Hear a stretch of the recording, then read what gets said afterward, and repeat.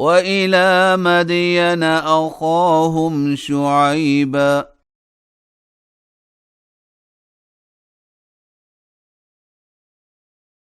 قال يا قوم اعبدوا الله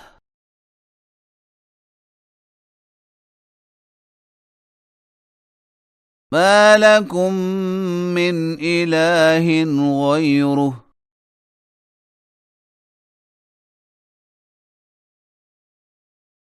قد جاءتكم بينة من ربكم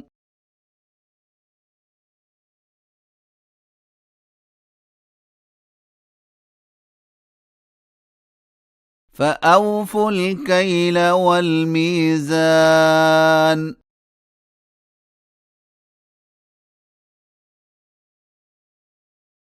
ولا تبخسوا الناس أشياءهم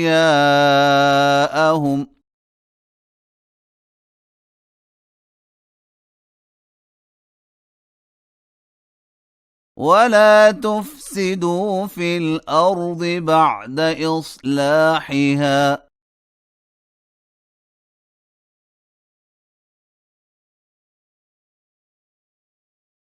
ذلكم خير لكم إن كنتم مؤمنين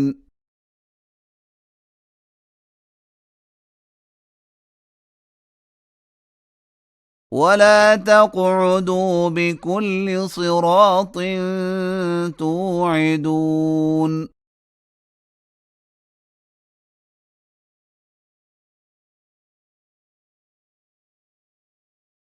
وتصدون عن سبيل الله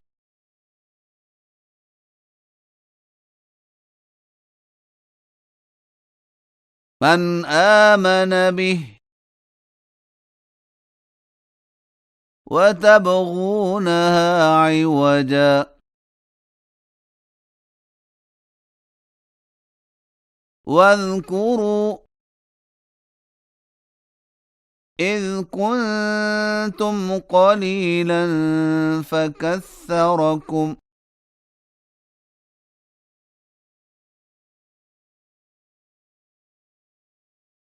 وانظروا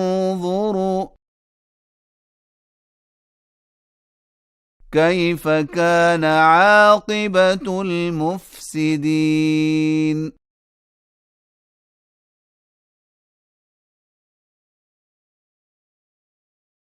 وإن كان طائفة منكم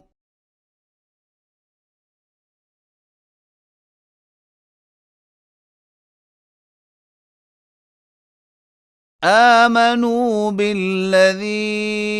أرسلت به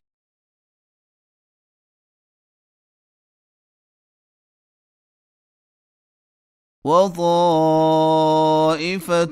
لم يؤمنوا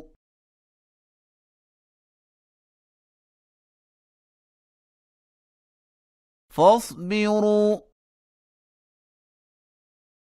حتى يحكم الله بيننا